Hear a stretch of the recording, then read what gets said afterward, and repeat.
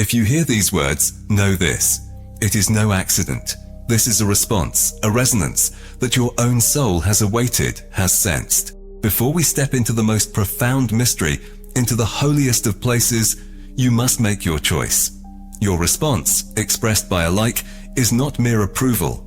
It is a declaration of your sincere intention, your quest for knowledge. And a subscription is something more. It is your entry into the ranks of seekers, those ready to venture beyond the ordinary. Because what I intend to reveal to you has the power to shatter the very foundations of your existence, to overturn your familiar view of the world. The truth that they so carefully conceal behind the colorful screen of daily news is, in reality, both simple and terrifying. It is not found in the intricacies of political games, nor in phantom economic crises, nor even in those pandemics that we are stubbornly told have befallen us by blind chance. This is not just another conspiracy theory. This is a true conspiracy aimed directly at your very consciousness. And its heart, its most ancient and mighty guardian, lies hidden where you would least expect to find it. Within the very Vatican. Imagine this. For centuries, millennia, ancient texts, carefully secreted away in the deepest, most hidden corners of its archives, whisper of the same thing. It's not merely about prophecies unfolding with a chilling, almost supernatural accuracy, but about knowledge that has been deliberately torn from humanity's grasp.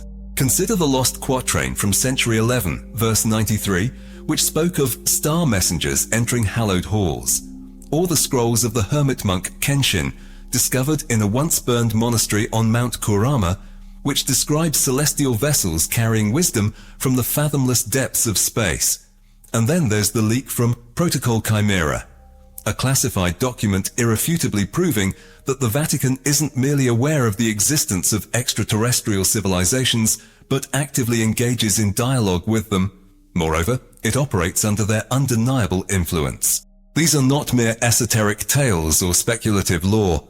This is rather a harmonic resonance of truth itself. The ancient Mayan calculations predicting cosmic cycles that profoundly impact the consciousness of all humanity echo the revelations of the Gnostics.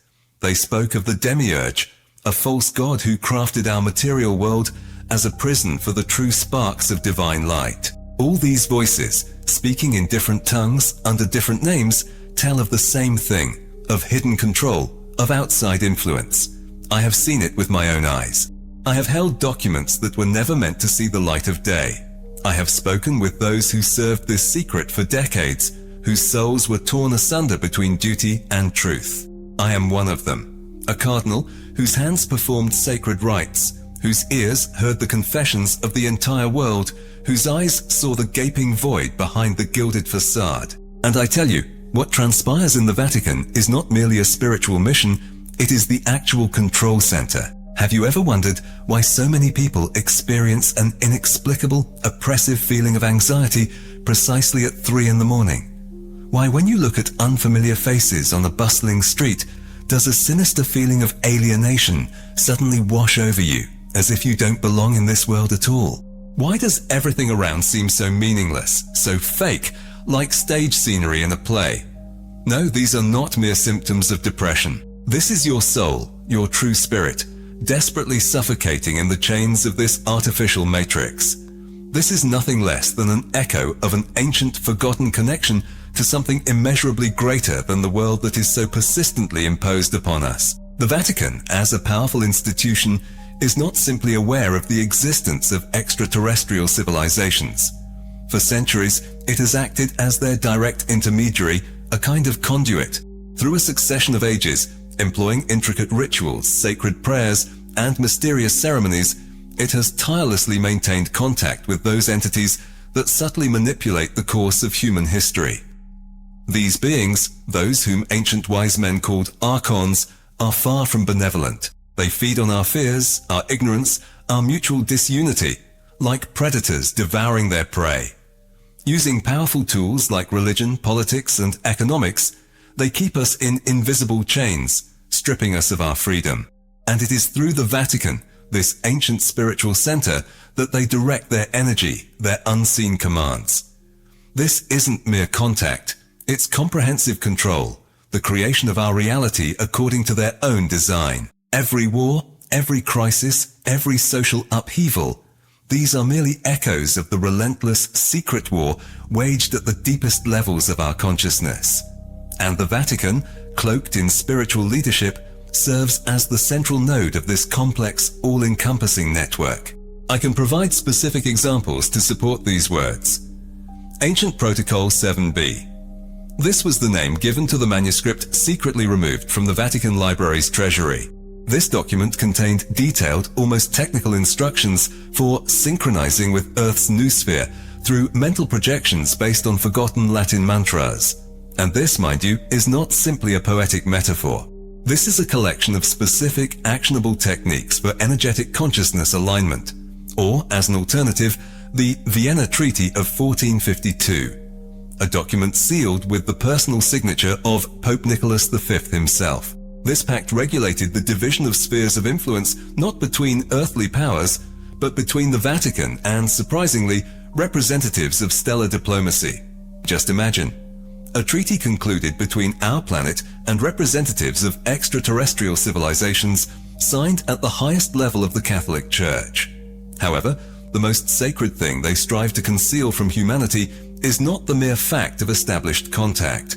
The main secret is that these powerful entities, however advanced they may seem, are absolutely devoid of authority over us, unless we ourselves grant them that right. For we humans are beings in whom the divine spark burns, possessing boundless creative potential. We have been persistently convinced of our weakness, our sinfulness, our worthlessness. Fear has become our sustenance, designed to keep us in eternal obedience. And it is precisely here, on the brink of great change, that the true turning point occurs. What they call the end of days, the second coming, or the apocalypse, is not a punishment at all, and certainly not an end. It is rather a magnificent cosmic surgical operation. The universe does not punish humanity. It is like a skilled physician burning the poison out of us. The poison of fear, the poison of ignorance, the poison of suffocating materialism. This crown of glass, which so mercilessly constricts our consciousness, is nothing other than our fragile, ephemeral ego. The ego that so stubbornly compels us to cling to phantom, fleeting illusions. These metal veins of our system, which carry a soulless flow of information and control, must be severed. The key to this lies not in some external savior appearing from nowhere. Prophets did not foresee a single chosen one who would arrive and fix everything with a mere wave of the hand. They envisioned an army of awakened souls, united by a single purpose. They saw you. You are not merely a part of an ancient prophecy, you are its living fulfillment. The profound knowledge so carefully guarded by the Vatican is not meant for those who blindly obey another's will, those who exist under perpetual control. This knowledge is for those who boldly seek truth, for those ready to awaken from their slumber. And this knowledge concerns not extraterrestrials from distant worlds as we have come to imagine them. It lifts the veil on our own, deeply hidden nature, on that inner strength that has always slumbered within us, strength accumulated over millions of years of unhurried evolution through a succession of countless lives, flashing by like sparks through eternity. This strength is inalienable. It cannot be taken away. The only thing that can happen to it is oblivion. And so, the Vatican, like a giant ancient vault, has become the repository of precisely this forgotten power, protecting it not so much for us, but from ourselves. But an era of such order is drawing to its natural conclusion. The world's energy is transforming. The very fabric of reality, like old film, is beginning to falter, cracking at the seams. And you, who now hear my voice, you are the first, the brightest sign of the coming awakening. You, dear listeners, are already beginning to sense this subtle yet persistent unease, this deep inner knowing that something is subtly amiss in the world you thought you knew. Now that your eyes are wide open and your minds awakened, remaining on the sidelines, inactive as before, is simply impossible. Your like is a fleeting yet powerful flash of light, instantly spreading through the vast network, illuminating the path for others. Your repost is a tiny but vital seed you carefully plant in the fertile soil of slumbering minds, giving it a chance to sprout. And your subscription is a silent yet firm pledge, a symbol of your readiness to move forward. If you feel ready for more, for active participation, then our closed inner circle will become your reliable operational base, and your heartfelt support through super thanks is the priceless energy that fuels the collective flame of our pursuit, our unquenchable battle against the slowly but surely encroaching darkness. Together we must and will create a new, authentic reality. A reality built on love, on clarity of consciousness, on unshakable truth. And it all begins right here, right now, within each of us. Until our next encounter, remain mindful, stay connected, and never, do you hear, never stop asking